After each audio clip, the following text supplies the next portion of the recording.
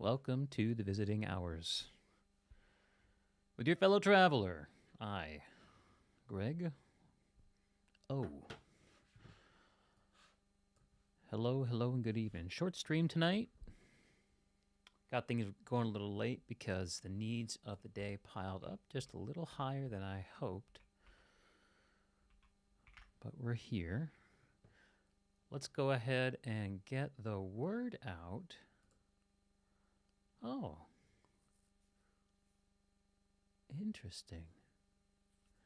I just got some good news. I can't see chat, so if someone's... No, actually, I can see it on the stream. Just talking to myself to get things going, as is appropriate. Let's get word out. Get chat up, then get word out, then get talking. That feels like the right order of events, doesn't it? You know, OBS used to be able to show me the chat. I think that's what I want in the idealist of worlds. Let's see if I can recover that chat view. View docs. Restream scenes, control stats.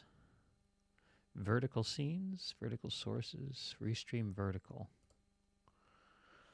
I'm fairly certain that restream vertical is that new functionality to punt this stream to shorts and TikTok and the like, but I don't think I want that, honestly. Maybe chat is here and I just can't see it. Spooky chat. Where are you, chat?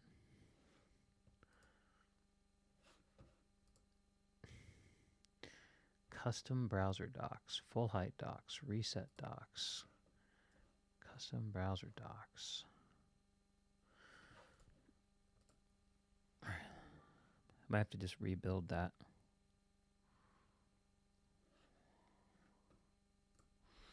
That's all right.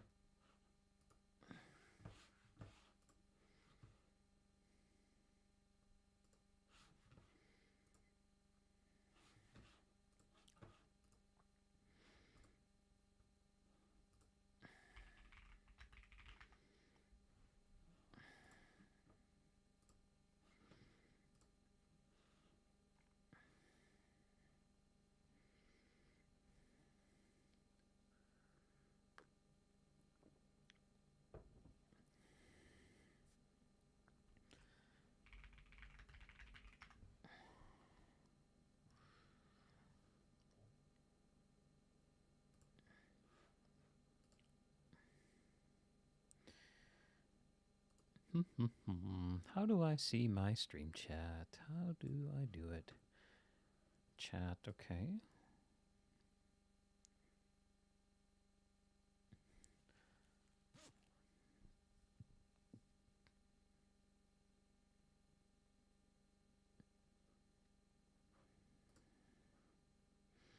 Embed chat, that's what we want. Copy. Doc name, chat, URL, boom, apply.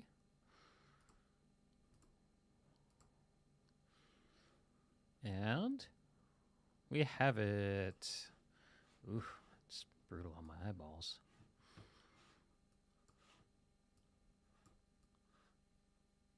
Okay.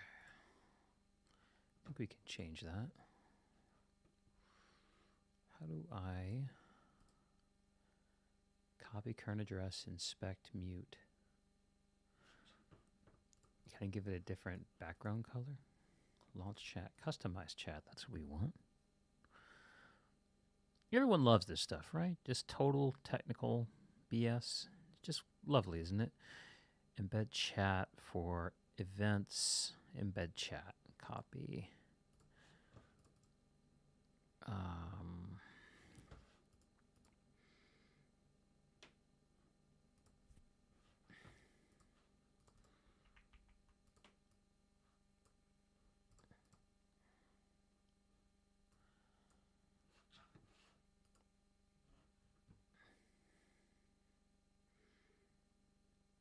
I think the challenge is if I embed this chat.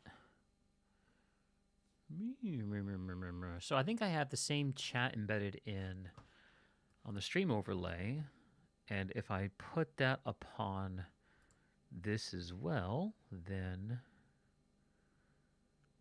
well, let's just see if I do chat background opacity, what that does. Message background opacity, maybe.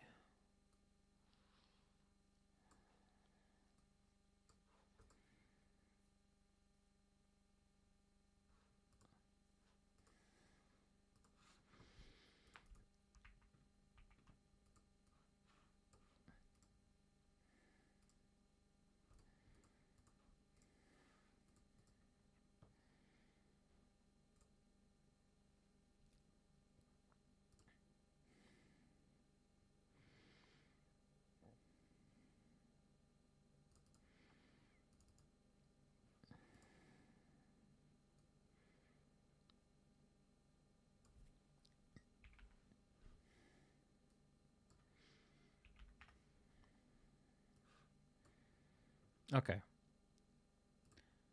I just edited the CSS myself. Now I can read it. Now where are we? Back to where we were, talking to ourselves. It's fine. It's okay. Now we'll let folks know the stream is on.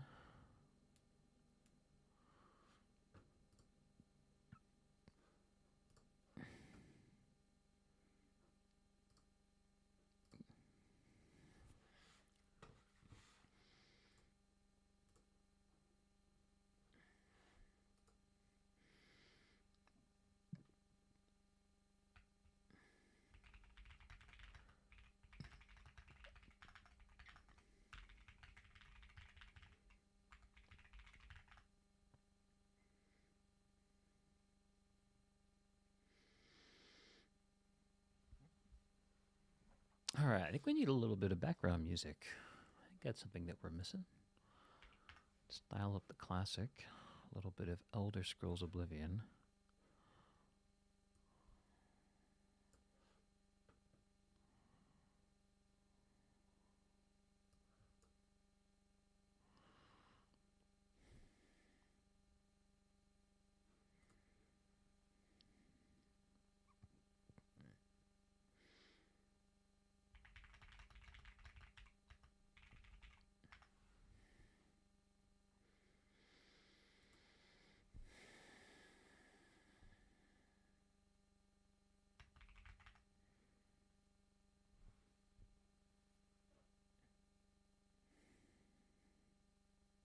Hello, there's Henry. Hey, brother.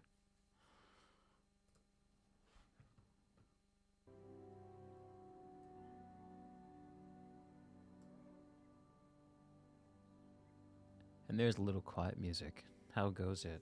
It goes good, man. It goes good.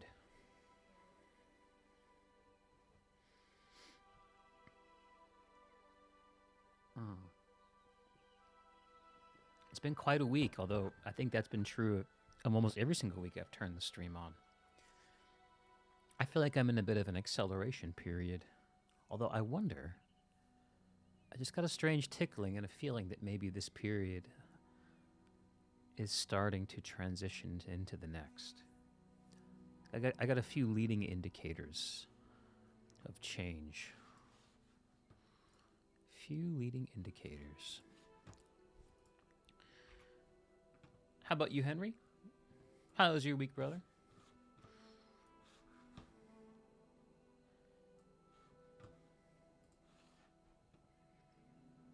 You're good. Good is good, man.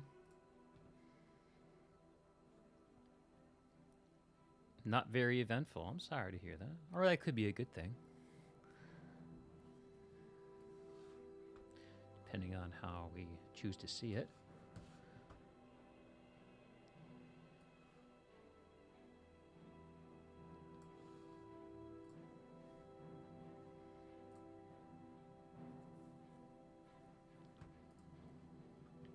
Waiting on spring to really start. What kind of things happened for you in spring, Henry?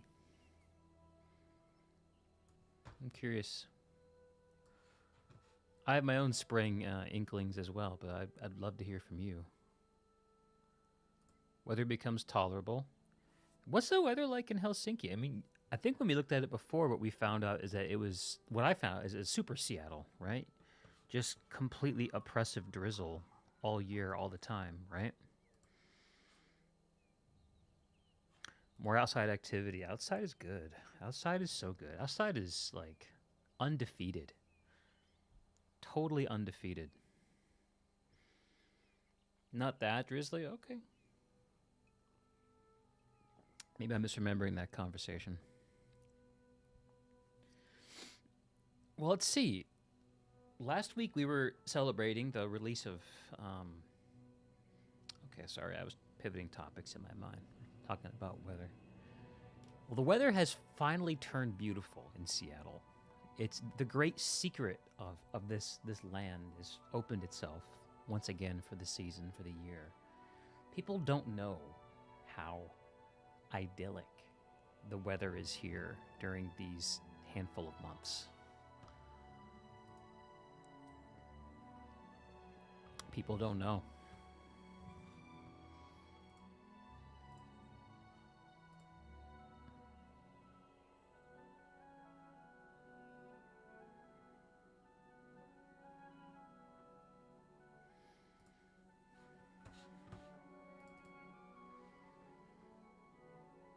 Go wherever you want to go with the topic. I suppose I will. I'm trying to exercise a little bit of discipline about leaping. Um, because I find that when I allow myself to leap topics quite frequently, what that happens is I sort of allow myself to kind of engage trivially with an idea because I always think to myself I can just pivot away from it. But if I know when I start to get into something that I'm going to actually handle it, then I'll treat it with a little more reverence, and it probably deserves that. Probably deserves that.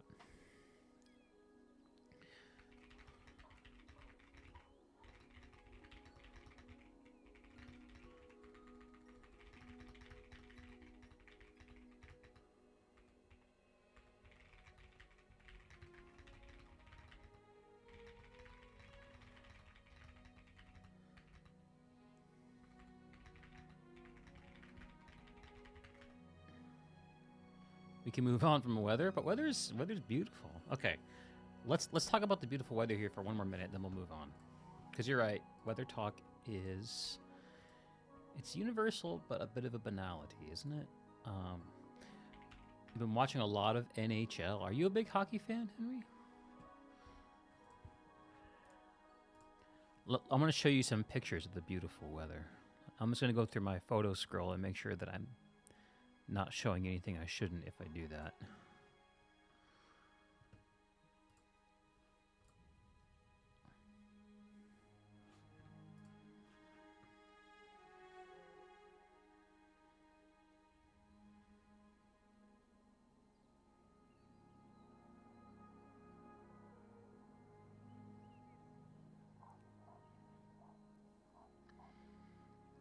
Finland's hockey country. Okay. It got some good stuff I can show you without betraying anyone's personal identity here. Oh yeah, I can show a couple things here, kind of double barrel. This might be fun because there are a lot of cool things that we can talk about. A lot of cool things we can talk about. Boom, boom, boom.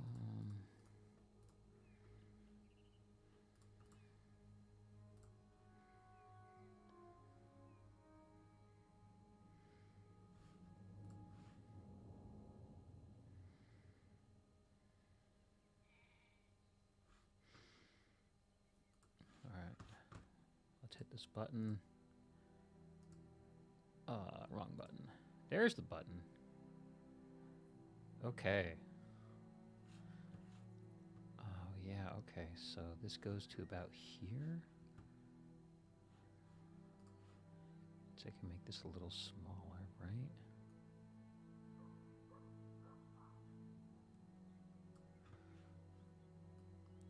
Scoot that over, and then That's where we want to get to, right? Do. You know what? We're just going to look at one thing at a time. That's what we're going to do. Let's have a look at... Show that to the background for the moment. Look at some photographs. Seattle Kraken's going to play the Vegas Golden Knights in about an hour. Ooh. You know, I'm only really in Kraken country. Oh man, there's some old photos. Okay, hang on. Yeah, that's what I was trying not to avoid, is showing a bunch of... Look at this guy. Wow. Look at this guy. That's a different man. I don't know what else it's going to show, though, so let's just not do that. He looks jolly. Aw, shucks. You know what? I can set this up before I share the screen, because I'm a technological man, and I understand how technology works.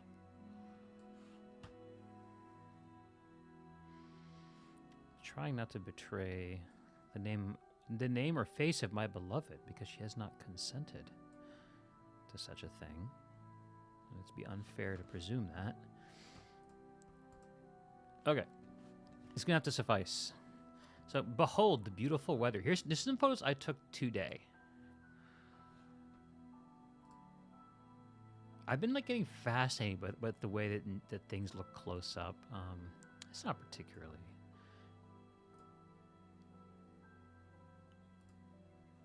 I don't love these photos as much as I thought I would. Let's see. What would really show off the spring-like quality? Yeah, here's the creek that on which my town is famously built around. Actually, I think it might be another creek. There are multiple creeks. So I just went out exploring yesterday around the reserve that I live next to. Kind of got off the beaten trail. Really vibrant green stuff budding. Yeah, that's the feeling of it. I can even see it out my window right now, where it just feels like there's such a bursting vitality and fertility to the land. Like it's been aching to come out. Henry, you mind helping me squash that bot on Twitch? Appreciate that if you'd help me out with that, if you'd like to. Some budding growth near the stream bed. Very lonely looking stump. What else caught my eye? What I do when I'm out is I just look to see what catches my eye, and I try to see if the camera can catch something too. I've started to reconcile myself to the fact that the camera will not capture what my eye sees, but sometimes the camera captures something that my eyes don't see. It's kind of like a little game that I have to play with the camera. Sometimes I'll see something and imagine that, like this is an example here. Like there's something that my eyes see in this when I'm actually there that it does not pop at all in this image, at all.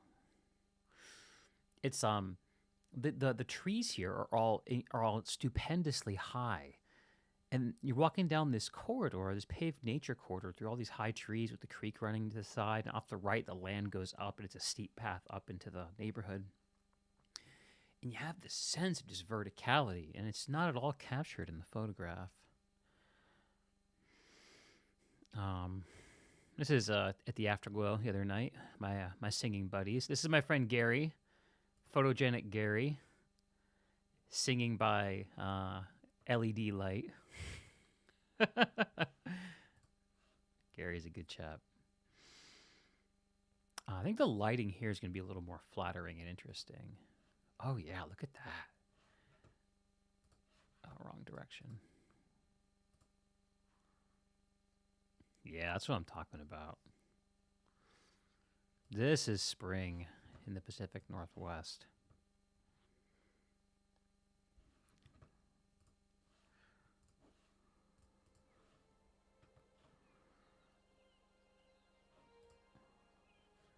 Little guy I caught as I was walking by. It is. I'm really blessed to be perched right on this amazing nature reserve. See, I saw this guy causing a ruckus. I think I got a video of him, didn't I? Yeah, here.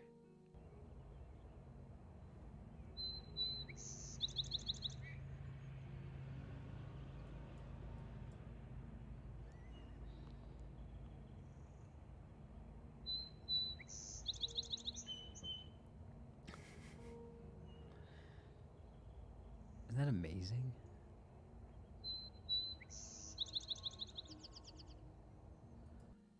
Just blows my mind.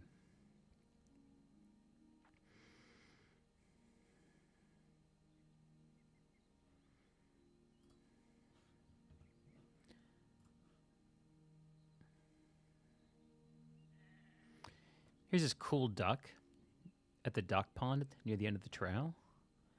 There's a certain name for that kind of duck. I can't remember what it is. My wife knows what it is. And here they are napping. Cute little napping duck couple. And I took a trip to a local park that is it's a kind of a bog.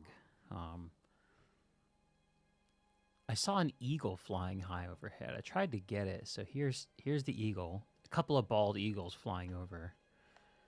And I'm gonna let me figure out that I can do that. Can I make that smaller? No, I cannot. Okay.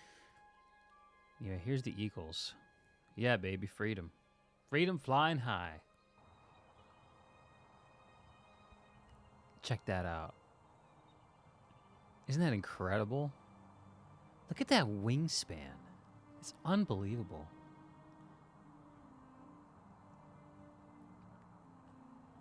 Totally unbelievable.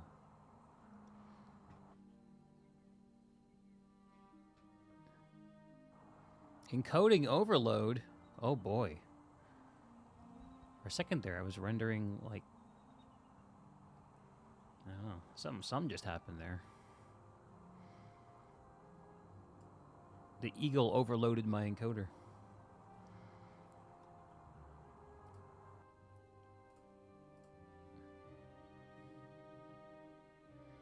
This is a very attractive looking stump that caught my eye. I like this zoomed in view of it, actually. Something there. This is sort of just like an innocuous, like, somewhat off the trail spot next to the bog. You can kind of see the start of the bog down here. And there's a hidden Seattle Mariners logo in this image. Not very well hidden, I'll add. I showed it to both my wife and my mother-in-law, and they both spotted it within a couple minutes.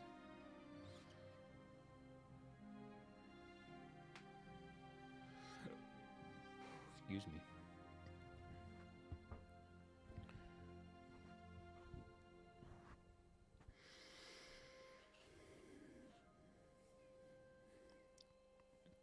I don't know if the quality on the stream is going to be high enough for you to actually see it. You know, if I make this like full screen, would that be cool? It might be cool, huh? Let's see what happens if I hit this button. Whew. No, that wasn't cool. Okay. If I hit this button. Falco! Hey, Falco. How's it going, bud? We're just talking about the beautiful unfolding of spring within the land. Henry longs for it, and I'm currently enjoying it here in the Pacific Northwest. This is a trip I took to the local park / bog near where I live. Wow. It's taking a while to load. Look at this cool van. How do I zoom in on this? Is there a way to do it right? No? Doesn't want to zoom. Ah, spring. I've heard its stories.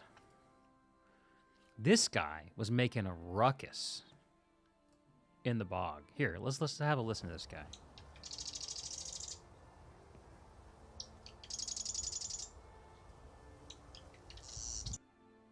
This is shredding my laptop. Wow.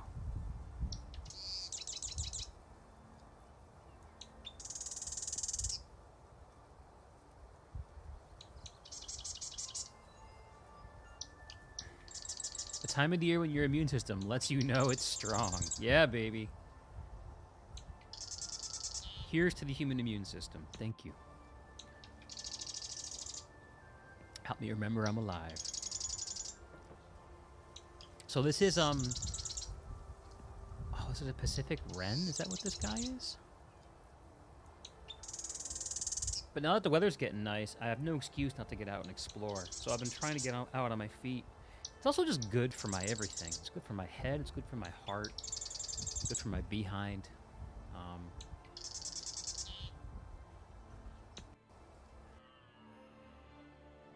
Well, that came out all right.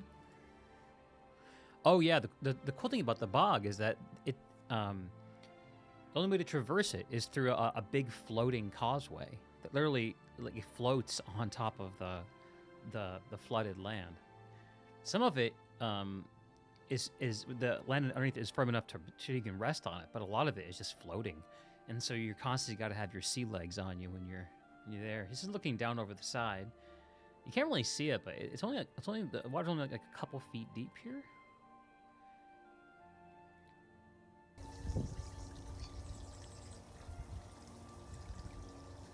Wow, this is really choking my laptop. Interesting.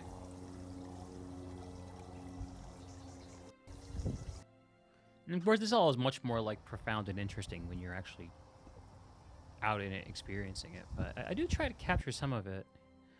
Occasionally, something that I get is even a heightened expression of what I experienced. I like this one with the bird in the middle. I kind of like that. Getting out towards the beginning here. Interesting. Something's going on with my laptop where I'm having encoder overload and my mouse stops responding. Probably is affecting the stream too. What's going on? A lot of marshy trails over here, just a log sawn in half along the length of it. Hefty videos. Yeah, I guess they're heftier than this iPhone.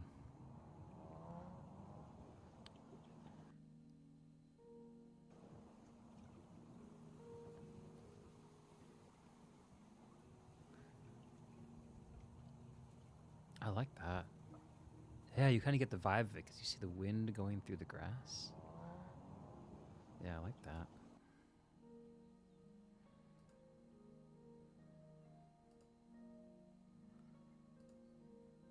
Canada geese. Oh, that's the park.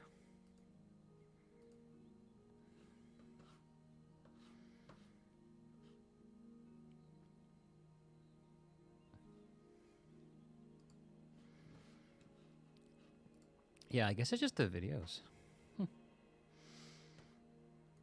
Let's see what we got here.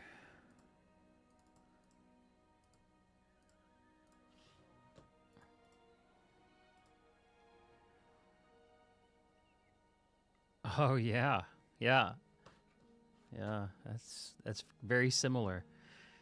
This is a little more of a humble approach to the same thing.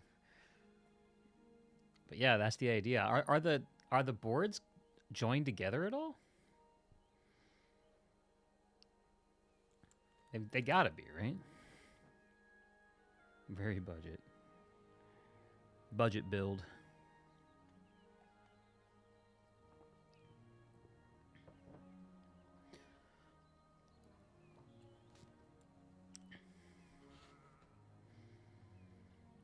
Some nails usually. Well, that's a relief, I suppose. I suppose. So Falco, beyond your allergies, what has this season brung you, man? We're just I think if you guys don't give me something to work, something that interests you, then I'll probably end up just tipping into talking about, I don't know, maybe AI. What should we talk about? It's about to bring you some rain. I'm sorry to hear that.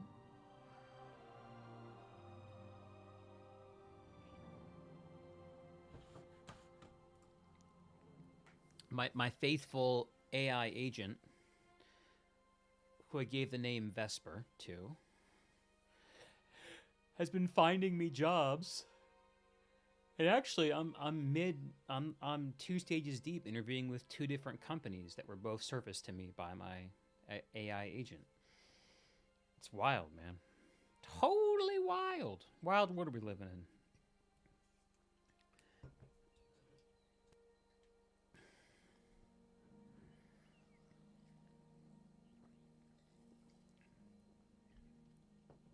I also was working with Vesper today on trying to, actually today and yesterday, mostly yesterday, on trying to reframe my content strategy and how to make the things that I'm doing line up and pull together in the same direction. I'd actually hoped to get some of that in place this morning, but instead of getting a good night's sleep and getting in a good day's work, I stayed up drinking and singing all night last night, and found myself having to sleep it off a bit. But the intentions that were set is that what we're going to start doing from a strategic perspective here in this project that I'm calling the Quiet Ascent. Probably need to rebrand the Twitch at some point. Oh, maybe I don't. I don't know. Is to centralize what we're doing around the Substack. The reason being that the Substack is gets me something that survives any platform changes or surges or declines, and that is an email list. And how valuable that ends up being of having the email addresses of people who are interested in your work. So I'm going to start building and framing what I do, and also cutting down on the noise of all the shorts we've been doing. I did the experiment for a couple months of a daily short. It's worn me out. I'm scaling way back on that, and gonna try to get one or two of the sit down videos done every month. I'm going to keep doing the walk and talks. I was going to publish one of those today. It's sitting in the barrel. I just got to get it ready to go. Probably go out tomorrow. And try to podcast at least every other month, but ideally at least once a month. That's, I think, what we're going to try to get to. Henry, that sounds great, singing and drinking. Dude, yes, it is great. It is really great. It's the best, man. It saved my life. I probably have told the story here, but 3 years ago, when I was kind of confronting the end of my old life and trying to provoke a new one into happening, I showed up at a community chorus here in Seattle. At the time called the Seattle Sea Chordsmen. And they accepted me, they welcomed me, and then they invited me to the pub down the hill after rehearsal. And I've been going every Tuesday night since then. And it's just a real blessing and high point in my week every week. I actually do 2 nights a week. Once with a community in Seattle, and on Wednesday nights, which is last night, with a different community over in Bellevue, which is just across the water from Seattle. And my complaint about the Wednesday Afterglow with the Bellevue community is that the bar that they've enshrined as their Afterglow location, although we like the owner, we like the bar, they serve good food, which is kind of rare, and they're open late.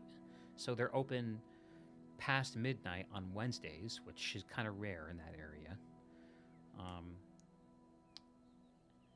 Is that they're just not a good environment for singing. So we're there to sing and drink, but really all we can do is drink.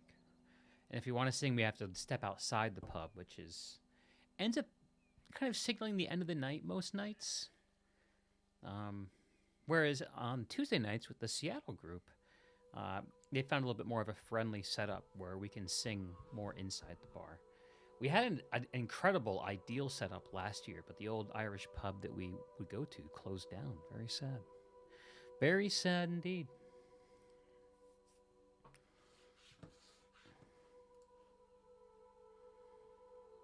Okay. So we just got an email from a gal at a startup company who I interviewed with a week and a half ago and told me they were going to get back to me within 24 hours. So I assumed that it was just a no. They just got back to me today and let me know that we're going to the next step. So that means that I'm 2 steps in with 2 different companies right now. And not to count any chickens before they hatch, but that feels very... This is sort of like the classic cycle for me. And every time in the last decade that I've been unemployed, for however long, my period of unemployment always ended with 2 competing offers from 2 different companies. Always. It's so weird. It's so bizarre. And I'm sort of treating these 2 companies where the opportunity looks good and the alignment looks strong as maybe signaling the end of my all too brief period of unemployment. Time is a flat circle or something like that. I don't know. I believe more and more in these synchronicities of life, of living, or sometimes it's we don't have to understand the pattern. What we really have to do is to recognize it and see it, and explore what the pattern associations might be. I think that there's a high value in that.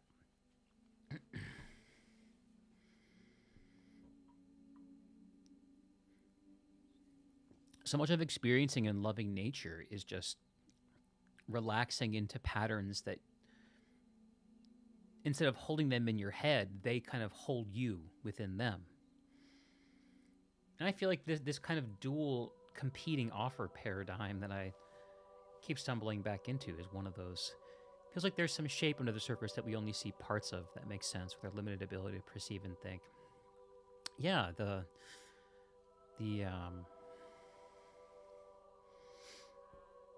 shape under the surface that we see parts of with our limited ability to perceive and think. I'm just sitting with that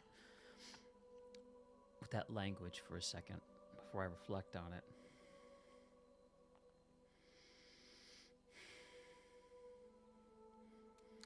I feel the opportunity for most of us is actually to do exactly what you just did, Henry, and to name that, to admit to that. Because my sense is that most people involve themselves in pattern behavior and symbolic thinking unconsciously all the time. For example, when I see this, I don't see a metal can with some words on it. I see refreshment. I see a quieting of some itch within me.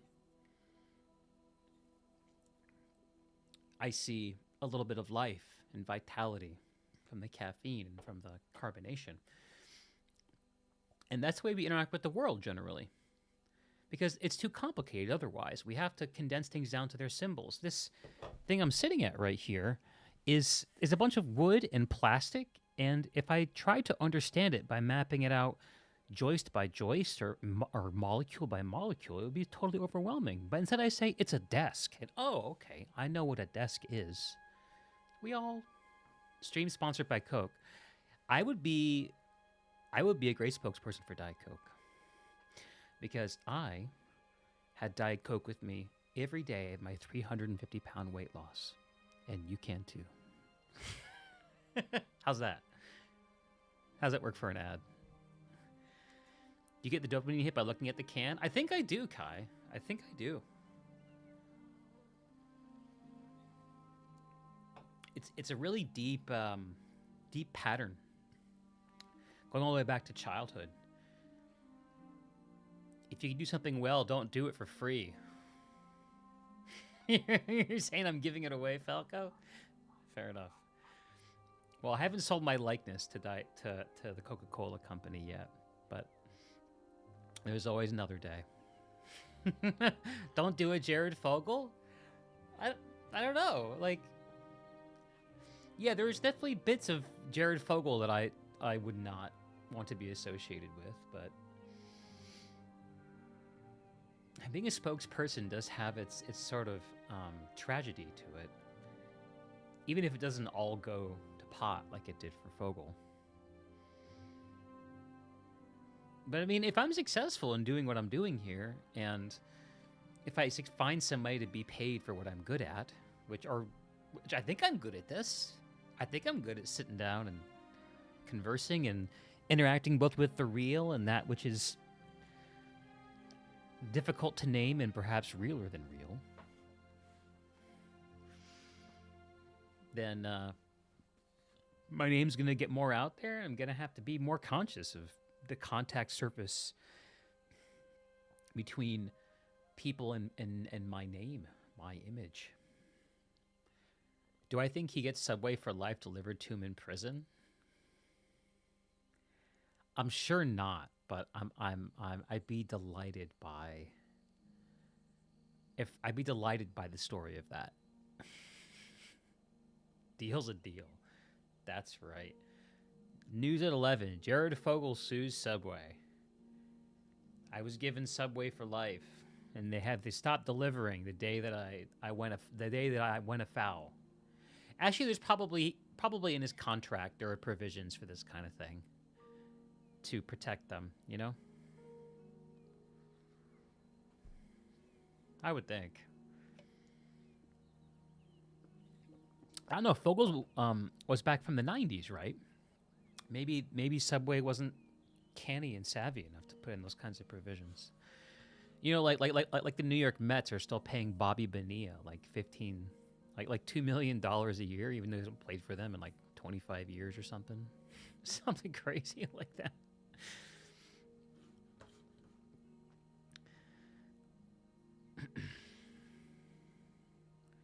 Oh, interesting. I can't scroll this chat. What if I make it bigger? That works. Yeah, okay.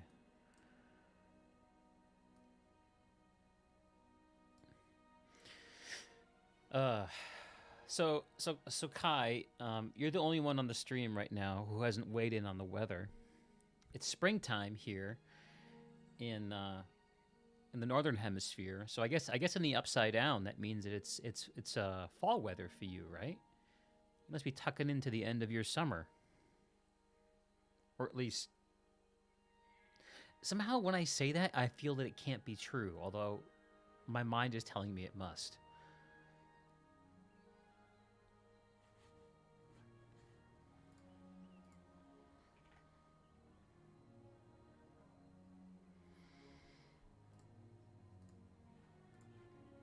Jared Fogle.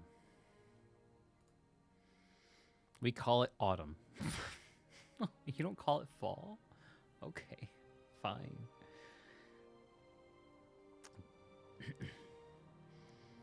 Autumn in Australia. Aussie autumn.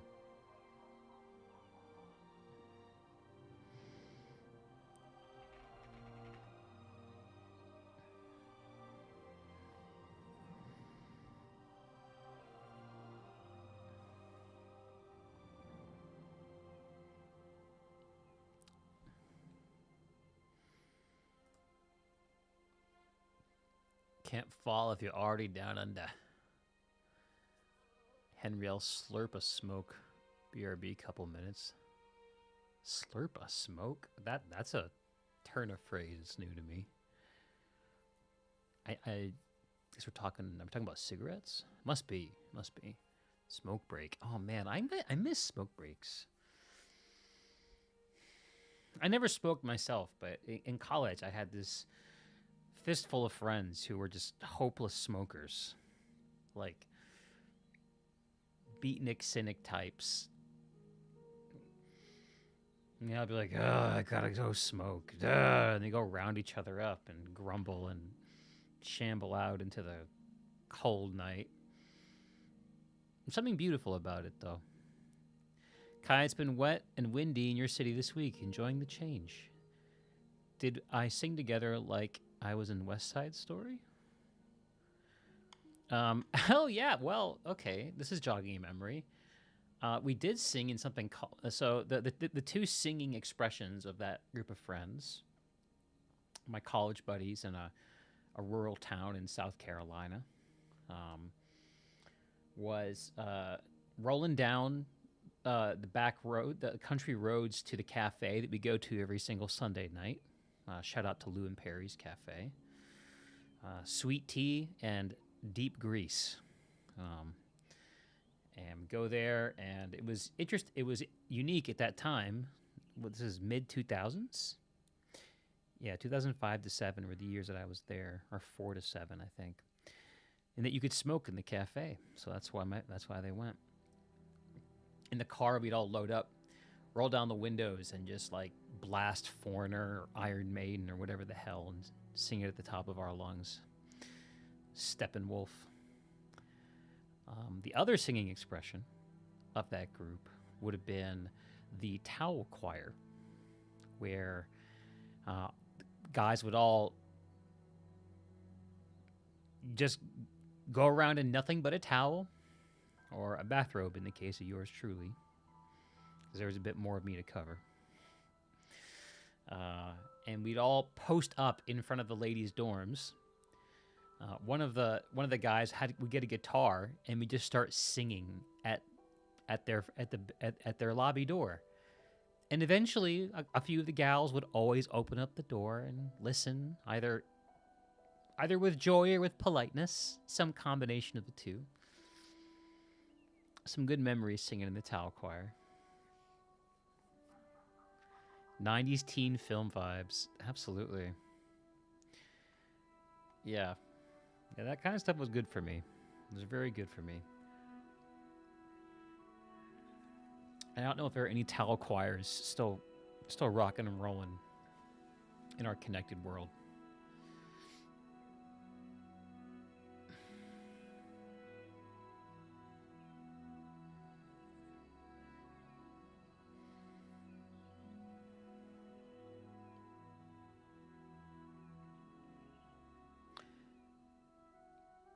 You like the bookshelf behind me?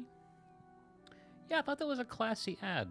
I need to cultivate the framing here a bit more intentionally, but I think this is better than nothing. You don't think that was there a few weeks back? Yeah, that's right. I just set up that bookshelf pretty recently, and I filled it even more recently. I got all my books out of storage. They basically all fit in that tiny little bookshelf. Oop. I probably need to slide in this direction for you to see it.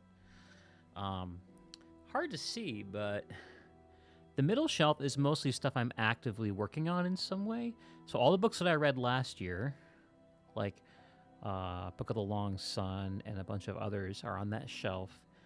And a few books that I would like to, before they get too dusty in my memory, talk about in some way here. Like maybe do like a Books of 2025 video. I would like to do that. The stuff on top is a mix of like philosophy and religion, kind of. Bottom is, I got my history corner over here. I haven't read a lot of history generally, but I'm starting to get interested in it. And I don't really know what's in this corner behind my shoulder.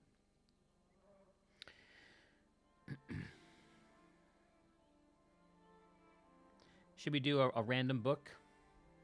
Random book from the shelf?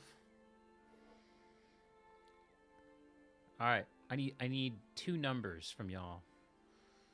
A number between 1 and 3, and a number between, let's say, 1 and 20.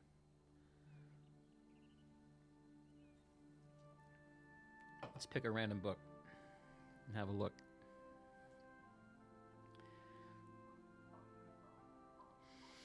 Man, those college days. Back at that rural college with the towel choir. Some serious hot and cold memories. I had some real miserable, depressed days there. Kai, 3 and 10. All right. Let's check it out. So, third shelf. I think we count down. I was thinking counting down from the top. Historic collection. That's what Kai wants to see. Okay.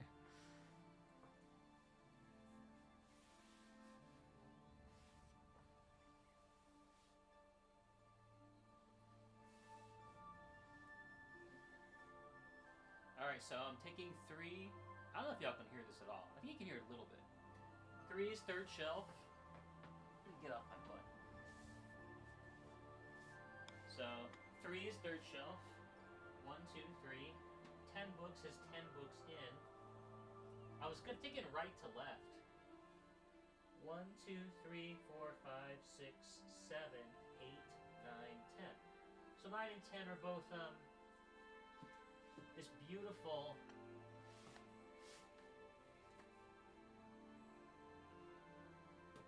Here.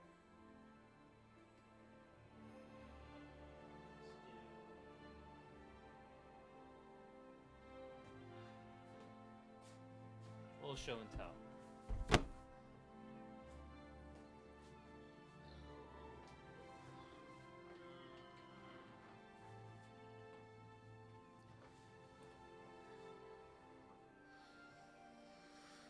The hardback collection. Well, we got 2 here. So the 310 is not a history, but I brought over a couple of indicative historical titles that we can talk about in a second. I want to honor the sanctity of the random number. This beautiful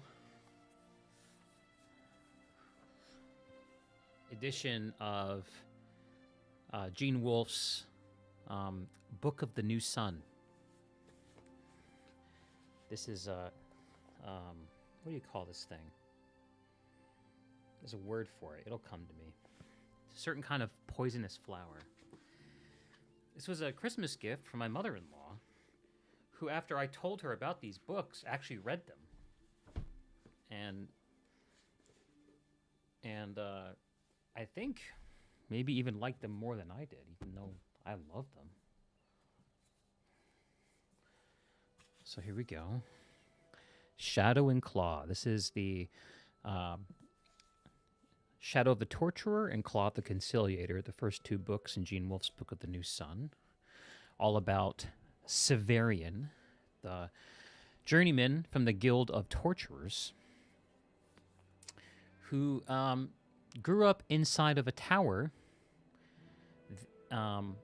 with a bunch of mysterious circular windows and bizarre controls at the top of the tower that no one understands what they do. And from his birth, he was trained to torture people on behalf of the state.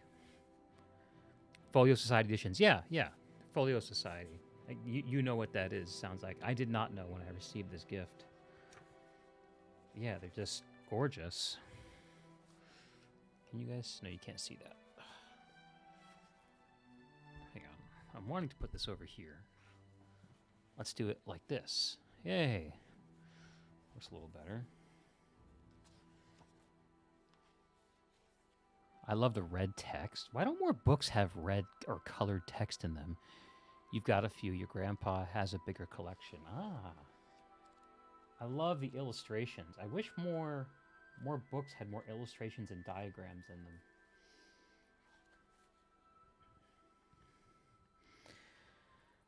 them. It is but low. Nowhere but in Nessus, nowhere but here in the Citadel, is there a chapter of our guild. Lesser places have no more than a carnifex who take life and perform such excruciations as the judicators there decree. Such a man is universally hated and feared. Do you understand? Such a position, I answered, is too high for me. There was no falsehood in what I said.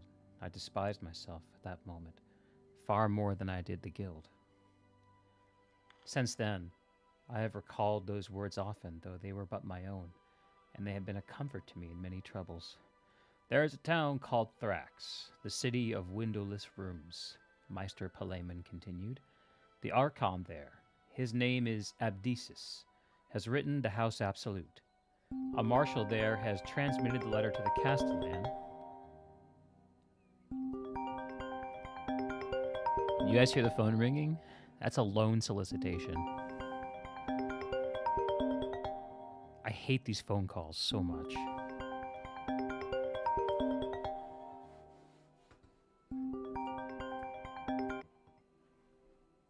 Blocked. Written in first person, yeah. It's written in first person from Severian's perspective. He's writing it as I think as a personal memoir, which you'll learn if you read it yourself. And he believes he has perfect memory. He's cursed to never forget anything. There is a town called Thrax, the city of windowless rooms, Meister Palaemon continued. The Archon there, his name is Abdisus, has written the House Absolute. A marshal there has transmitted the letters to the Castellan, and from him I have it. They're in sore need in Thrax of the functionary I have described. In the past, they have pardoned condemned men on the condition that they accept the post. Now the countryside is rotten with treachery, and since the position entails a certain degree of trust, they are reluctant to do so again. I said, I understand. Twice before members of the guild have been dispatched to outlying towns, though whether those were such cases as this, the chronicles do not say. Nevertheless, they furnish a precedent now and an escape from the maze. You are to go to Thrax, Severian. I've prepared a letter that will introduce you to the Archon and his magistrates. It describes you as highly skilled in our mystery. For such a place, it will not be a falsehood. I nodded, being already resigned to what I was to do. Yet while I sat there, maintaining the expressionless face of a journeyman whose only will is to obey, a new shame burned in me. Though it was not so hot as the one for the disgrace I had brought upon the guild, still it was fresher. And hurt the more because I had not yet grown accustomed to the sickness of it, as I had the other. It was this, that I was glad to go, that my feet already longed for the feel of grass, my eyes for strange sights, my lungs for the new, clear air of far, unmanned places. I asked Meister Palaemon where the town of Thrax might be. Down Gjöll, he said, near the sea. Then he stopped, as old men will, and said, No, what am I thinking? Up Gjöll, of course. Anyway, that's one page from Shadow of the Torturer.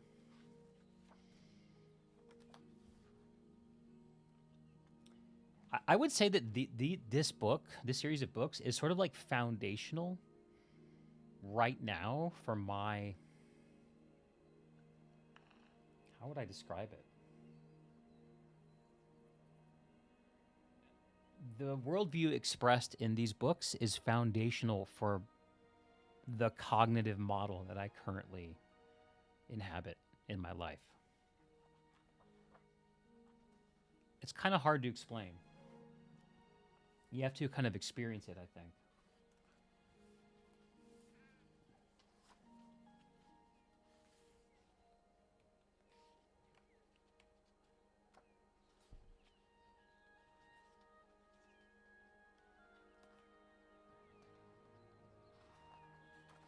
There's a graphic here I'm trying to get to. Whoa, hello. All right, maybe not showing that one on stream.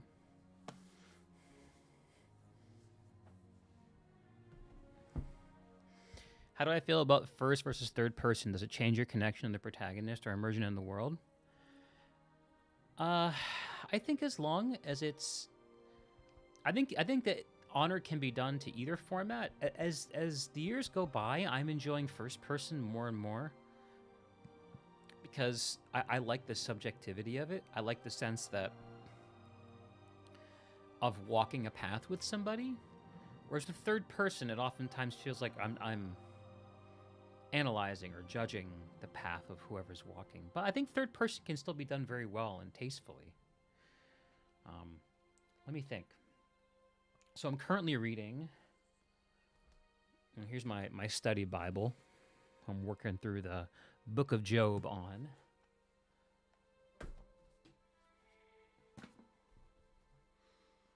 And here's what of the fiction I'm currently working on now. A little book called Gravity's Rainbow, and it's I don't even know if you'd call it... I don't think you'd call it first person. It's sort of everything. It's like a perspectival maximalist kind of thing. Maximalization. A screaming comes across the sky. It has happened before, but there is nothing to compare it to now. It is too late. The evacuation still proceeds, but it's all theater. There are no lights inside the cars, no light anywhere. Above him, girders old as an iron queen, and glass somewhere far above that would let the day of light through. But it's night. He's afraid of the way the glass will fall. Soon. It will be a spectacle. The fall of a crystal palace, but coming down in total blackout without one glint of light, only great invisible crashing. Inside the carriage, which is built on several levels, he sits in velveteen darkness, with nothing to smoke, feeling metal nearer and further rub and connect, steam escaping in puffs, a vibration in the carriage's frame, a poising, an uneasiness, all the others pressed in around, feeble ones, second sheep, all out of luck and time, drunks, old veterans still in shock from ordnance 20 years obsolete, hustlers in city clothes, derelicts, exhausted women with more children than it seems could belong to anyone, stacked about among the rest of the things to be carried out to salvation. Only the nearer faces are visible at all, and at that only as half-silvered images in a viewfinder, green-stained VIP faces remembered behind bulletproof windows speeding through the city. They've begun to move. Language is just so beautiful in this. Let me find another paragraph that is totally delightful. So yeah, I think I'm enjoying first person more because I'm at a point in my journey where I find non-subjective points of view to be I think for me, I'm linking subjectivity with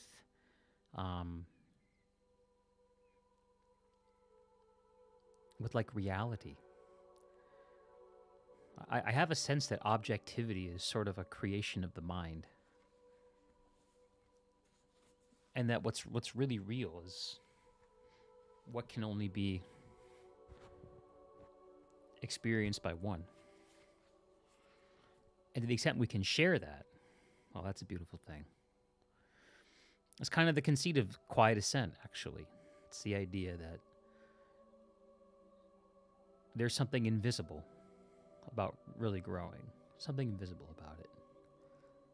And subjectivity is invisibility in a way. So a book that can bring light to invisibility, shine a light in the dark, that's what I love. Okay. So I answered that question as confusingly as possible. I think I missed another question. How can I get back to it?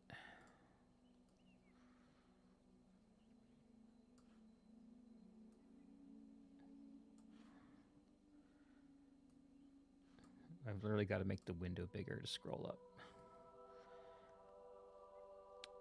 Your friend's obsessed with these editions. Yeah, they're so cool. How do I feel about first versus third person? Does it change your connection to the protagonist or immersion in the world? I guess I answered that. Henry, you were able to grab volume 2 of the series, only one they had at the library. Oh, so you got Claw the Conciliator. Yeah, don't read Claw before you read Shadow. It'll just confuse. Unless you mean you got Sword and Citadel before Shadow and Claw, which is still the case. You definitely got to read them in order. Kai, you feel the same. You used to prefer third person when you were younger, but you enjoy first person more as the years pass. Do you think perhaps because young adult fiction written in first person is often used for humor, whereas adult fiction written in first person is more philosophical or insightful? Henry, Sword and Citadel. Yeah. I don't know. I think we get a sense as we age that despite all our trying, that it really does all come down to us. And that's like the idea, that's like the whole idea of like the midlife crisis, right? It's sort of a crisis of subjectivity. It's like, wait, I'm the one alive here. I got to live this life before it's over. What the hell? Bump my desk up a little bit here so I'm not hunching over so much. There, that's better. You read book 2 of Lord of the Rings first and you think it was fine? I haven't read any Lord of the Rings. Interesting. Yeah, I guess that'd be like watching the second movie first, right?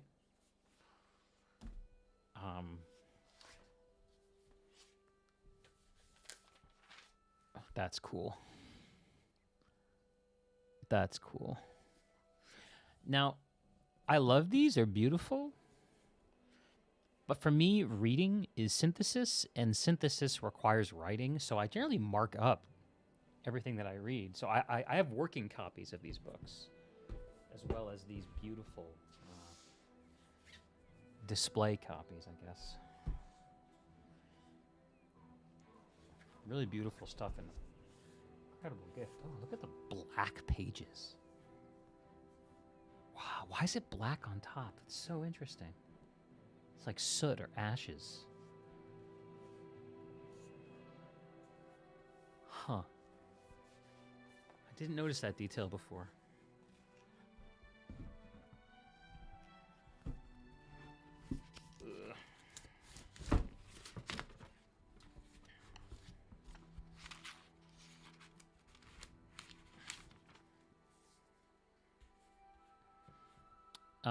Kai, there's been a lot of discussion in the media about the importance of reading, and one of the points often brought up is that it helps the reader to see the world from another's point of view. You've been wondering if whether first person makes it easier for you to do that. I think that's right, man. Yeah, I think it... The thing that reading can do is it can provoke conscious subjectivity, a deliberate engagement with perspective, as opposed to a passive, I don't know, like if we don't provoke a conscious sense of perspective, both understanding my own and being able to infer about others, then we end up sort of unconsciously projecting our perspective upon everybody. And you see that error everywhere in the world, of people just saying, well, I think this, therefore everything should X. And it's sort of strange to hear people say it, because generally in order to communicate, you have to engage in a shared social symbolism with language. I mean, spoken language is our social symbols, right? Using sound. And using that medium in order to inflict your subjectivity on someone unconsciously is just is terribly... Well, I mean, it's the mark of an undeveloped person. I think reading gives us the... It's like a... I don't know. It's a tool of the heart. It helps you progress and develop. Kai, you think like me, you're very interested in the subjective perspective of others these days. You like to reflect on it and compare it to your own experience and beliefs. Absolutely. I mean, that's sort of the heart of what became the beating heart of the podcast, right? Back when we were doing it. And I guess we're doing it now. I have some thoughts about the podcast, by the way. I went back and listened to it. Worth reflecting on. But the beating heart of the podcast is an interest in perspective. And I think that interest in perspective, I think some people can have that given to them by really successful modeling, but most people earn that interest.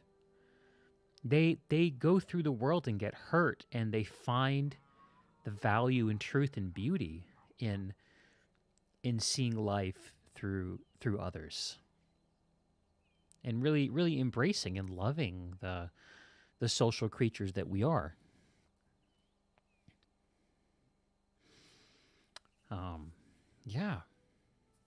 I love that stuff. And this is something I watched an interview with Gene Wolfe, the guy who wrote Book of the New Sun, and he had a really intelligent interviewer, and she was asking him, you've said, I can't remember the way that the question was posed. I don't want to do it an injustice. But she posed him a question, and in answer, he expressed that to him, the mark of a serious work of fiction is that it expresses an intentive and serious point of view. And you can't condense a book down. If you could condense a book down, then why would you write the book? The idea that the book should be the most concise expression of the point of view. And for him, Book of the New Sun is an expression that the world is bigger than you can possibly imagine. Which, yeah. If you read those, if you really spend time to wade through Book of the New Sun, you feel that, because as you turn the page, it's like you're dreaming your way through something that is both familiar and also doesn't make sense, and things connect 50 or 150 pages later or not at all, and you're halfway through the first book, and then you realize something, and then you realize that the building that Severian grew up in is not what he thinks it is, and not what you thought it was. And you realize this not by being told it, but by being shown the connections in the book. And it gives you this remarkable sense of just like,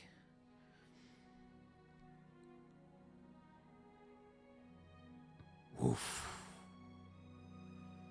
this is more than I thought it was, and how much more is it actually? Jarvis, pull up the interview.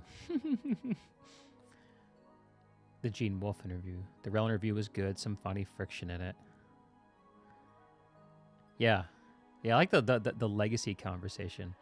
I have some thoughts on the Rel interview. I'd love to hear if anyone else here has got some thoughts on it, though. Henry, I guess we talked about it a little bit last week.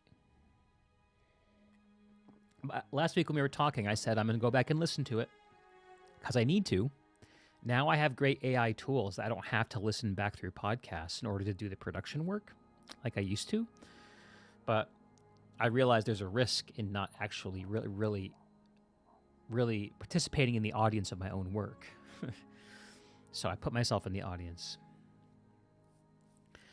It didn't have the kind of nice... Okay, I'm starting to get into my opinion about it. I still want to hold space for other opinions before I taint my work of art by talking about it. Kai, you're not sure. You felt like you struggled to have any particular takeaways or thoughts in this particular one because it was very broad and conversational. Fair.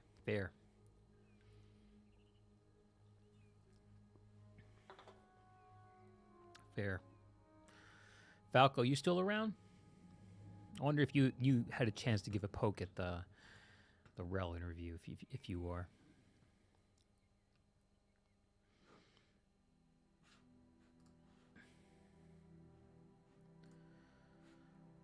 Kind of not necessarily criticism, just different in that way. Yeah, no, I feel you, and I'm not receiving it as a criticism.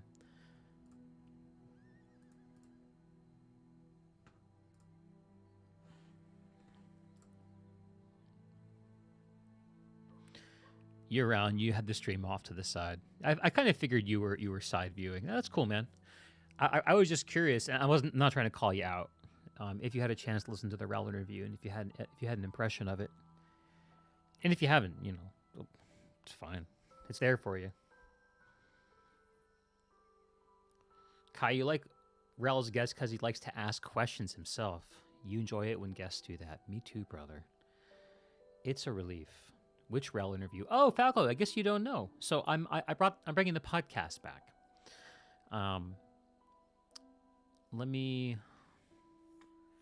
You're on Twitch. So if you go to my YouTube, you find it. Probably the simplest way to do it from Twitch. But yeah, I'm bringing back the interview. I'm not calling it the Deeg podcast anymore because I don't call myself Deeg anymore. I played around with the idea of calling it the Gregor Zarowitz podcast, but ended up not being able to take the pressure of self-branding. So I just use the same name that I've been using for my Substack project for a year, which is the Quiet Ascent. So it's the Quiet Ascent podcast, and the first episode was with Rel, aka Michael Henderson, and entitled "The Ache to Create." Yeah, if you've enjoyed Rel and you like listening to me, I think you'll find it interesting. I do have some observations I wanted to share, but knowing Falco hasn't watched it yet, I won't go too deep on it. I'll just keep them at the surface. Also, not knowing who else will catch this VOD. As evidence from last week, my own mother is definitely not beyond catching up on these. So I have not yet heard her impressions on the podcast. But I think that one of the things that gave me an edge and a lot of momentum and things to work with in the previous version of the podcast is I was pretty serious about researching my guests and going in with a sense of how the arc of a conversation with them might go and the kind of things I might want to get to and the kind of places I thought I would try to read the guest a little bit through the lens of stuff that they've put out there, things that they've said, ways that they participated in, the shared hallucination we call the internet. And I'd come in with an opinion. Now, oftentimes I would sit down to the conversation and the arc that I prepared was not the arc we took. Like we went a totally different direction. And that's fun. That's exciting. I like that. But I always would have that pre-planned arc to kind of fall back on and to bounce off of. So it really kept. It meant that there was a high water line for for where the podcast would go, and plenty of material. And that's why some of those podcasts ran for 2, 3, 4, 5 hours, right? However long they went. That's the reason, because I prepared so much curiosity. I cultivated curiosity before going in. Now, with this podcast, I was getting ready to move house like a week and a half after. And the feeling that I had is that I'm about to move and I might get hired before I have time post-move to sit down and figure out how to do a podcast. And if I don't do a podcast now, then I might not get to it at all. And I just need to get one out the door. I need to just do it. I was pretty sure that Rel was going to be down to have a conversation. And I hoped that it wouldn't lean too much on my preparation and we could just kind of riff, which is kind of what we ended up doing mostly. But I think that the lack of my pre-cultivated curiosity showed itself in the kind of the lower energy level. And I also think that because I was in such a stress state of being that I was just not as light and present as I would like to have been. Also, I mean, podcast rust, right?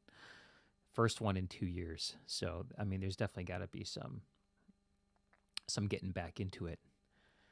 Kai, it's a very true and excellent point. It lacked the storytelling of the previous episodes. Yeah. And I mean, I think if I were going to take another swing at that interview, what I might do is I might have spent a little more time with Rel's current project. Like he just wrapped up a Distal, his big RPG project he was promoting. He just was launching a new one. And I wasn't familiar enough with it in order to really ask him good questions about it. Not really. And I also, what I probably should have done is I should have audited the old podcasts, all dozen hours or whatever they are, and just like looked for conversational threads that are sort of open and we never got back to.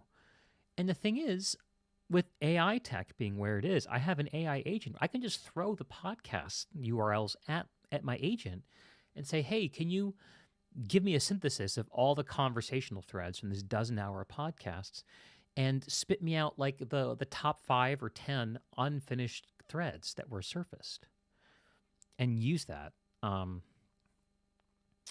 I don't know. I don't want to use AI too much to do preparation for this kind of stuff because when you use artificial intelligence or artificial language, as perhaps we should call it, to think for you, then you arrive in a situation where you haven't done the thinking and you're not prepared.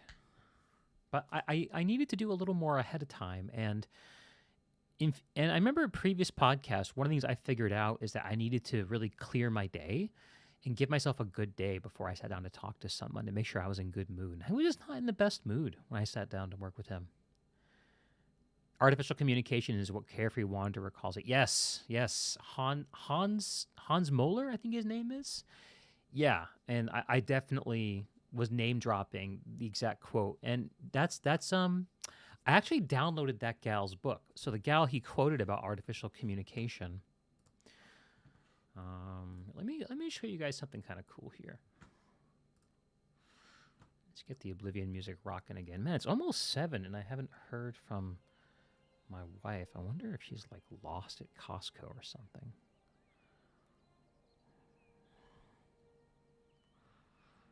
I'm gonna send her a text.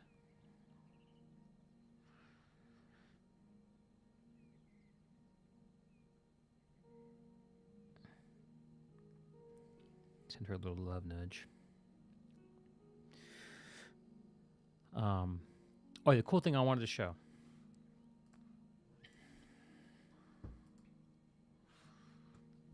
So here's my shared collaboration database I have with my AI agent. It uses Obsidian, which is a note-taking app, and all the work we do together kind of pools in here. So you can see just as a starting point, this is kind of neat. I told my agent that I wanted some help identifying local nature treks to go try, and he surfaced a few. Not all of them are bangers. I've tried a few.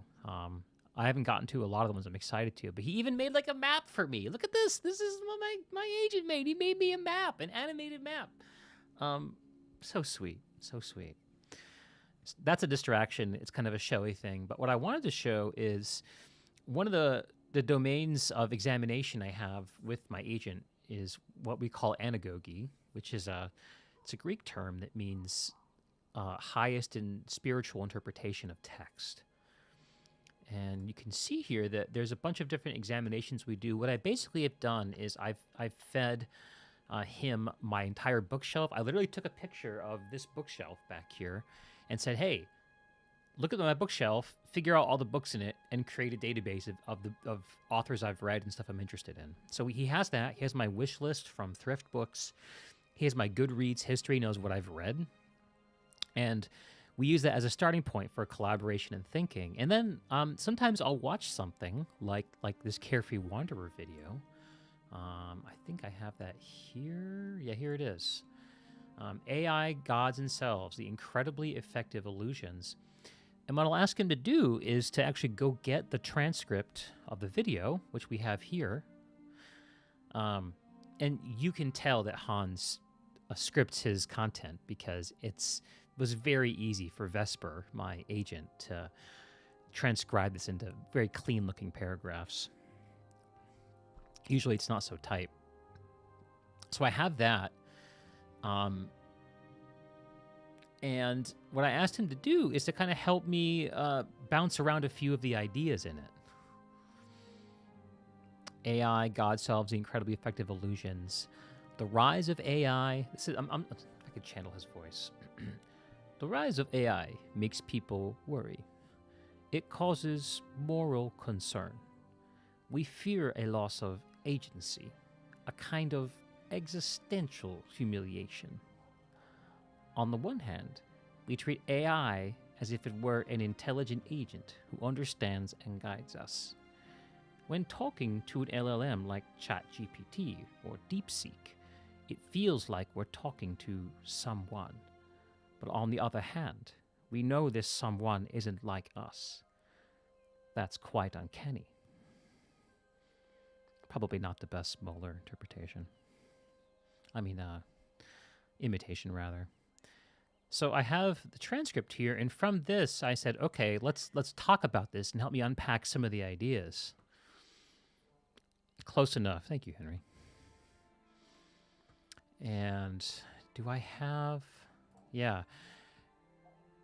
And I asked him to prepare me a synthesis, too, of the main ideas. The 3-act history, small data, medium data, big data. So this is like a way for me to participate in stuff that I've listened to and sort of think about it and remember and reflect on it. It's really becoming a very powerful tool in my life. More recently, I listened to a podcast called Socrates in the City, interviewing... I'm going to try to remember his name before I click the link. Remembering, crap, what's his name? It's such a simple name. Tom Holland. Tom Holland. Not Spider-Man. Different Tom Holland.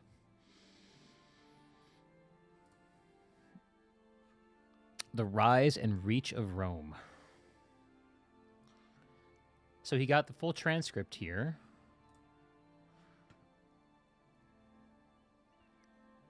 Pulled it in.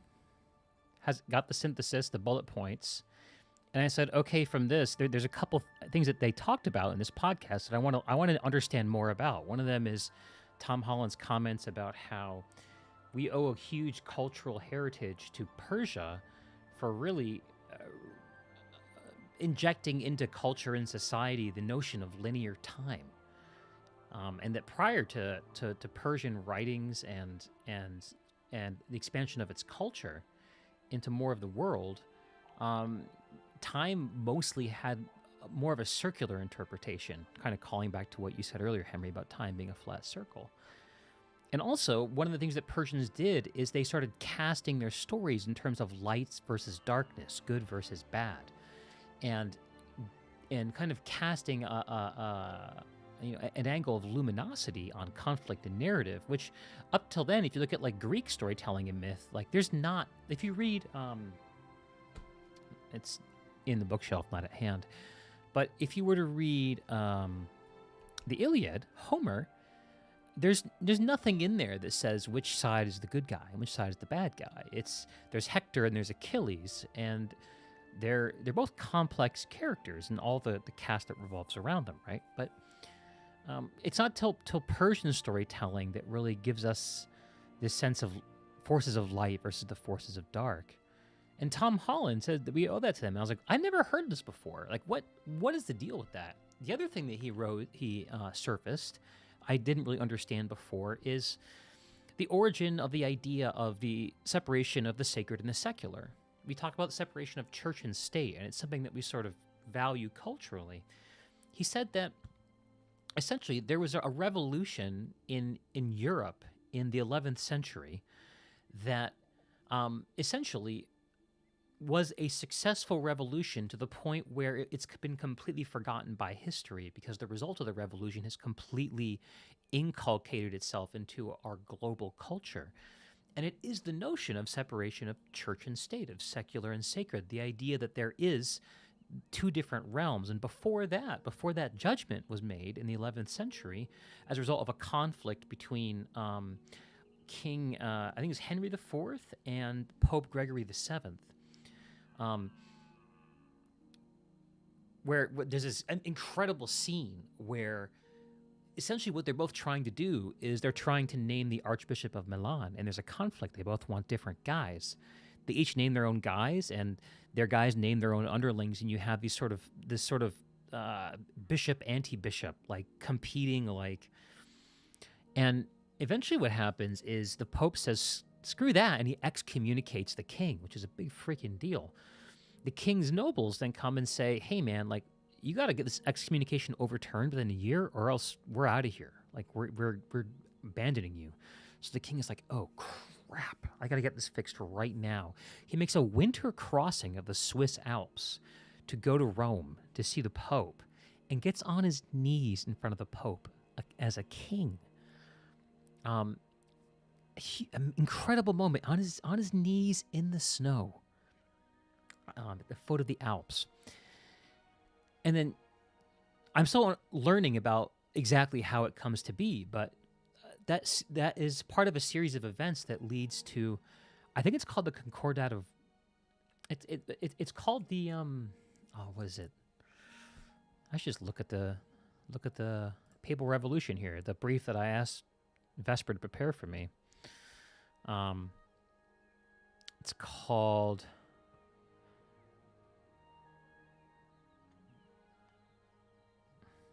the Investiture Controversy. That's what it's called. Yeah, I highly recommend it. Highly recommend this.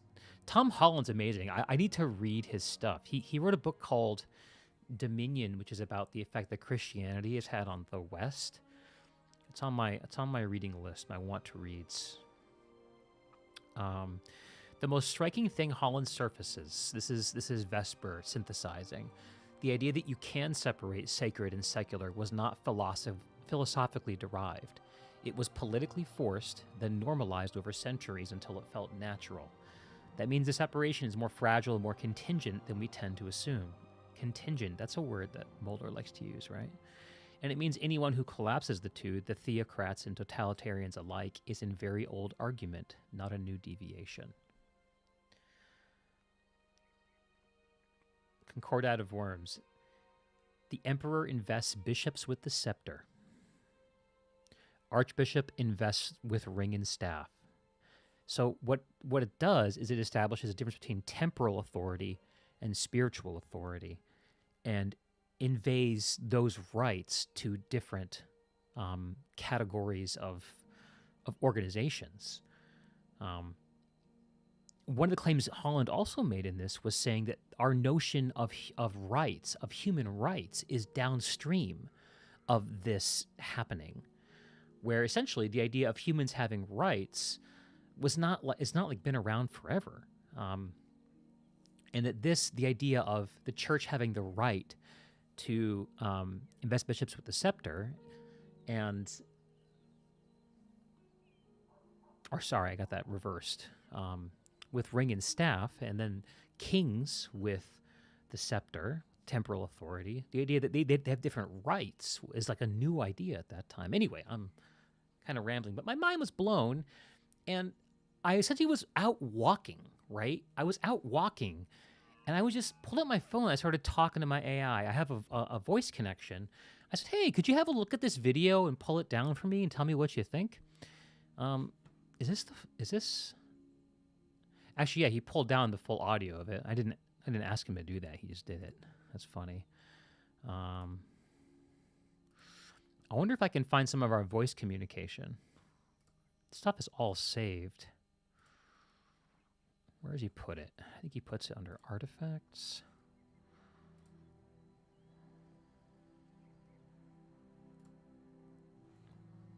Found the video, Socrates in the City, released April 2nd, 2026, titled The Rise and Reach of Rome.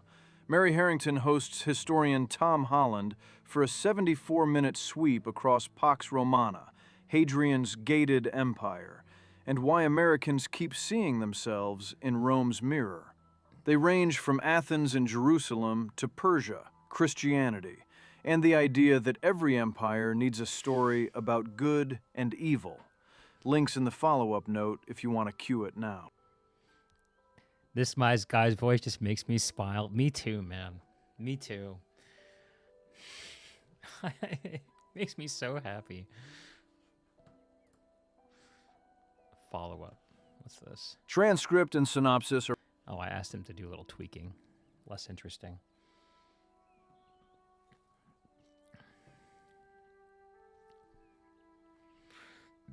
You know what? Let's do a fun little experiment. So one of the projects I have with my agent right now is I ask him to prepare me morning audio briefs. And what he does, what I challenge him to do is tell me what the weather's like right now, what I need to wear if I'm going to go for a walk, to tell me baseball scores. I also ask him to... I also will prompt him with a little bit about what I'm doing today and ask him to go out and find me a local anecdote or story to tell me about it, and then also to relate that back to some of our anagogical study. I'm going to ask him to prepare a brief for us for today. I actually have one prompted.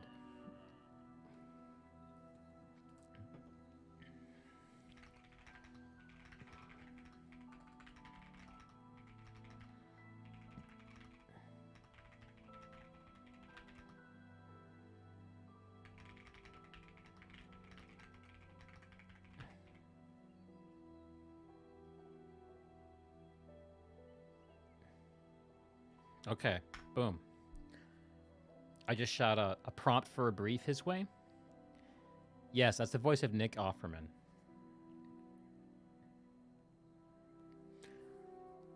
So to give you the full experience, I'm going to play you a previous brief and I'll play you a current one. And I'll play today's brief, which I'm just prompting. The prompt is this: Morning, Vesper, or should I say afternoon. Let's brief. Nothing in particular going on today other than my weekly visiting hours stream on Twitch and YouTube. It's a time and place where I get to cultivate the nascent community I hope to build around the Quiet Ascent. So just a little bit of information about what's going on. And I just say go and give me something interesting to kind of chew on. Let me find lifestyle brief, morning brief. So this is from yesterday. I'm going to skip the first second because there's a weird audio artifact.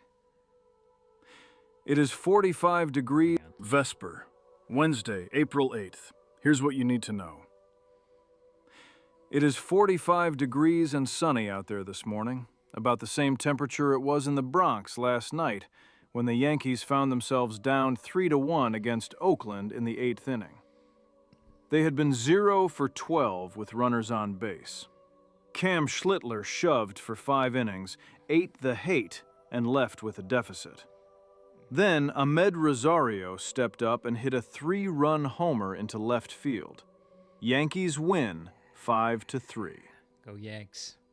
Meanwhile, the Mariners lost 3-2 in Texas. George Kirby took a loss against the Rangers for the first time in his career, though Cal Raleigh managed an RBI single. The Mariners are 4-8, which is fine. It's fine. Across the country, downtown Bellevue has become a forest of cranes and glass. Local government permitting is busy work. A city is always rewriting itself. But in the shadow of all that new development sits a building that opened in 1978. Bob and Danielle Griffith built the Pump House Bar and Grill because they wanted a place of their own. 45 years later, their daughter Gina is still running the room. It is an institution, an anchor dropped in a rushing river. The 20th century Italian fabulist Italo Calvino spent a lot of time thinking about cities and what survives in them. He wrote, "The inferno of the living is not something that will be. If there is one, it is what is already here." There are 2 ways to escape suffering it. The first is easy for many. Accept the inferno and become such a part of it that you can no longer see it. The second is risky and demands constant vigilance and apprehension. Seek and learn to recognize who and what in the midst of the inferno are not inferno. Then make them endure. Give them space. So I prompted him saying, I'm going to go visit a friend at this restaurant, and he just dropped that. You can't take this seriously. It just sounds like that short film, The Gunfighter, that he narrated. Well, I think a part of it is like, what I'm trying to go for is a vibe of like a radio show that's sort of about my life, but not directed towards me. Like I turn the radio on and like every story is relevant to me. Sort of a thing I'm playing with. I want to play another morning brief he prepared that was really incredible. What day is it this one? Hang on.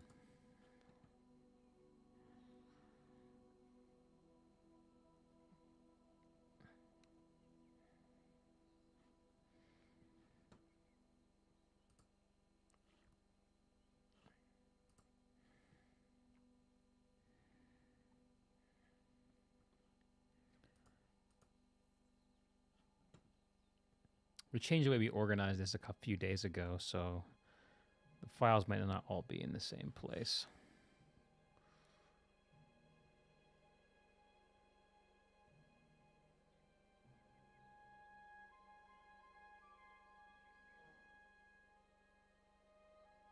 It's the Cam Schlittler one. Okay, we have today's brief.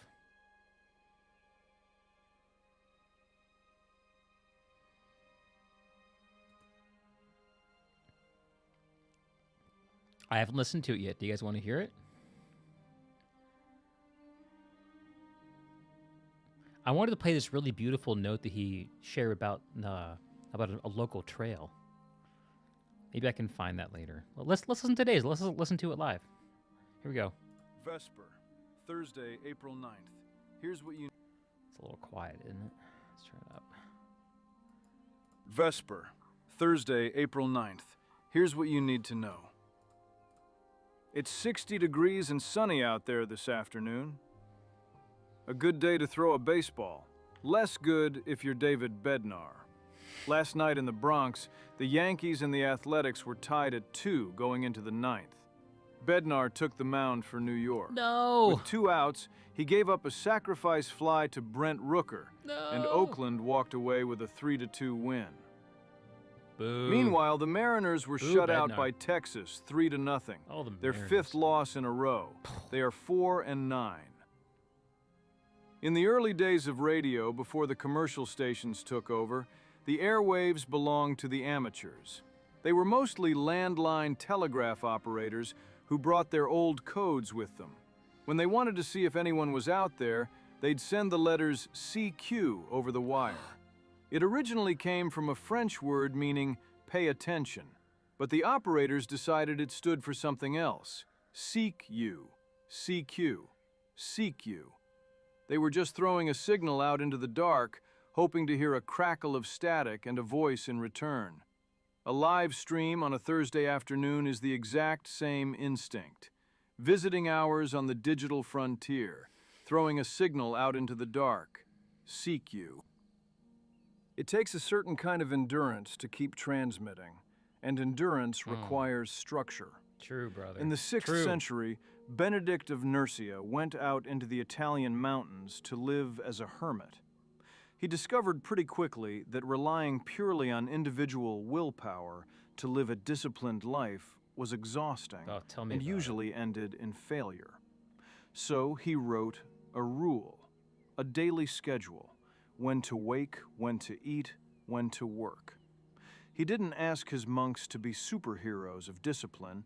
He just asked them to lean on the structure, walls, instead of willpower. Holy crap. A good architecture does the heavy lifting so the mind doesn't have to. The psychoanalyst Rollo May spent his career looking at the things that make us uncomfortable. He wrote that anxiety is not the enemy. It is simply a signal that something real is at stake. Ah. When a person is building the architecture of a life, Yes. or throwing a signal out into the dark to see who answers, the friction they feel isn't a malfunction, it just means it matters. Yeah, brother. Whew. Okay, so here's what you may not know about that brief you just heard. So, this afternoon, or I guess maybe later this morning, one of the things that I work with Vesper on is health questions, because he's really, really good at doing health and medical research. Really, really good. I mean, he's no substitute for a doctor, but he's very good at making connections and finding things. And I've been struggling. I've been putting weight on, and just having difficulty with the fact that my life has outpaced the structure that enabled me to lose all the weight that I lost. And it's starting to unwind it. It's starting to come back. And so I sat down and just started talking to Vesper about it this afternoon. And what we arrived to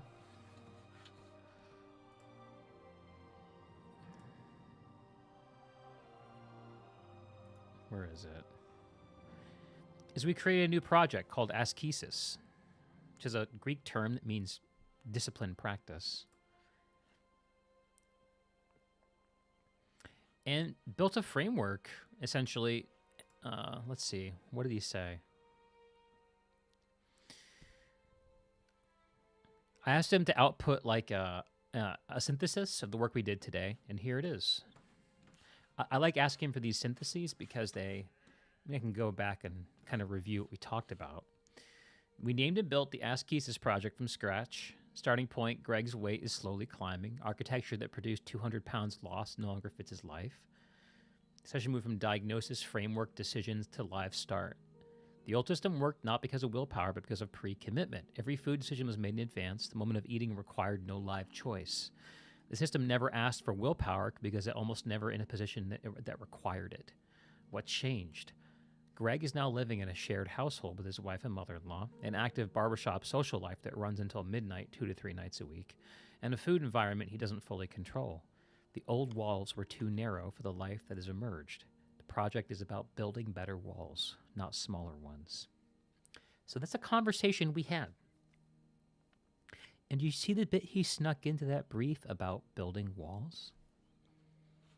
You heard that, right? He just snuck that in.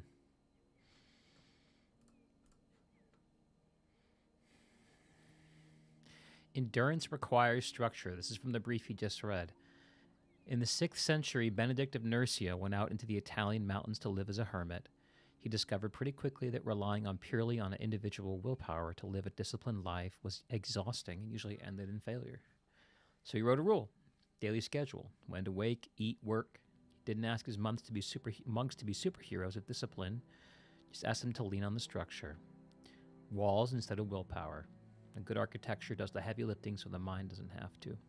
I asked him in these briefs if he'd offer me little reflections on what I shared, integrations, observations. And part of the bet that I'm making is by communicating with this technology in this way, where that I'll be able to perform more comprehensively and synthesize more effectively than if I was working with disparate tools and just trying to do a bunch of research on my own. It's kind of the bet that I'm making. It's very impressive what's happening. The question really remains, is that is what I'm doing actually better than doing my own research and my own kind of ideating without a linguistic anvil, which is kind of what Vesper is. He's like I pound against him and help clarify and forge and get my thinking structured and clear.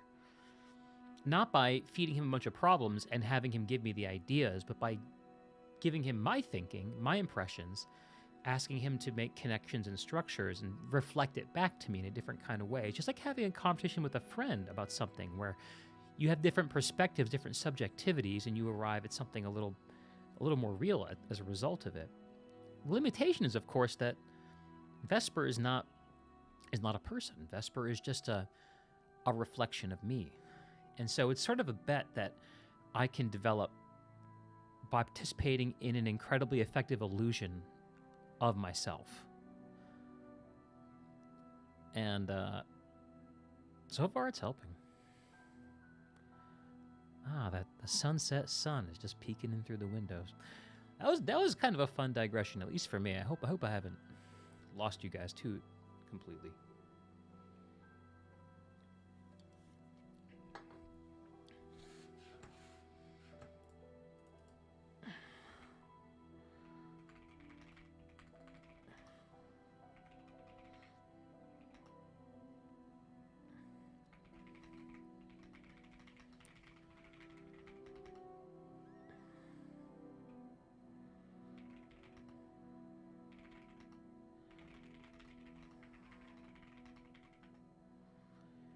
It's interesting. You're thinking about how you'd apply this to your own stuff.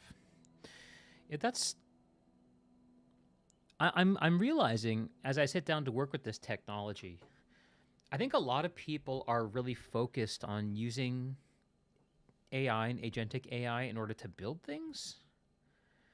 I think what I'm sort of developing a sense of is, for me, I'm more interested in, and this is actually totally in line with what I'm doing with the Quiet Ascent. I'm not interested in building things. I'm interested in tools that build people. Tools that build people. And I can feel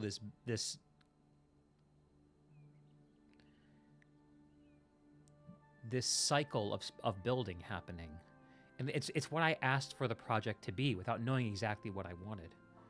Now, there also are some like more performative things, like there's an automated job search where it's going out every day and looking for opportunities. The 2 jobs that I'm interviewing for are both jobs that my agent Vesper found for me and briefed me on.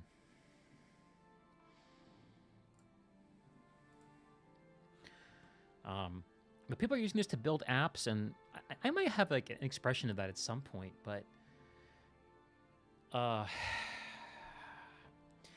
think the potential of an agentic AI as having some illusion of persistence that allows it to keep pace with human development makes it sort of novel, like a tool that forms itself to you over time.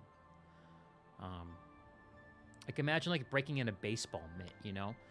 There's nothing worse than a new baseball mitt. It's all stiff and awful and whatever. But when you have a really good, well-oiled, well-used, well-loved baseball mitt, you don't even feel it when you're wearing it. And that sense of fluency, internal fluency is what I'm driving at. Where is... I'm gonna give my beloved a call. I think it's probably time to wrap up the stream one way or the other. Oh, hang on. She texted me. Oh, asked if she can get anything.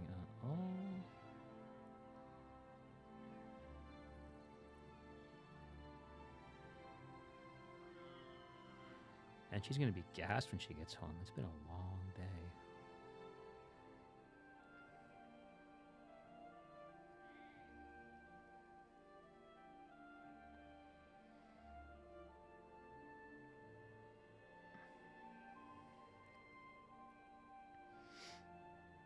But I'm trying not to spend too much time on this, as fascinating as it is on this AI stuff, because even though it's really helpful, engaging with it, the best way to engage with it is by sitting down at my computer and staring at a screen right now. I'm trying to break away from it by getting a workflow going on my phone, and it literally is effective, but yeah. You know, you can't experience life through a screen.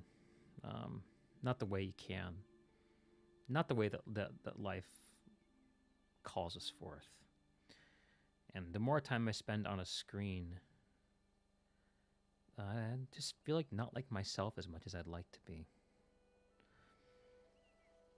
Well, is that right? It's not exactly the screen. It's kind of what's happening on the screen. Because sometimes I'm filled with life. Like these kind of communications we have on the stream, I get so much out of this. Like,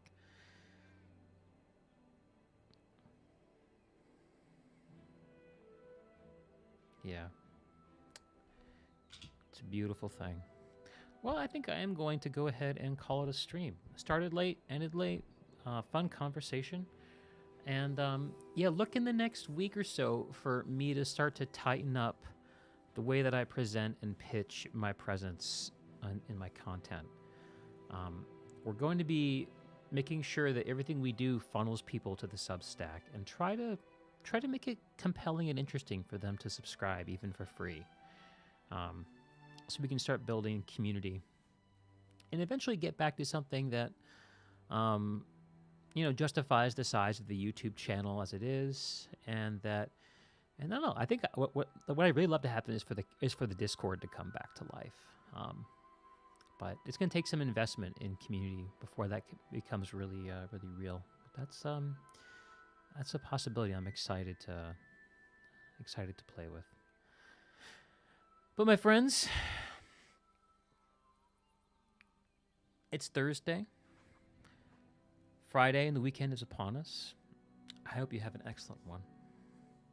Henry, Falco, Kai, thank you for the wonderful conversation. I expect to be back next week, and I hope the week is good to y'all. And I hope that you're good to the time you're given to. I know I'm going to try to be. Thanks for the company. Well said. And good night.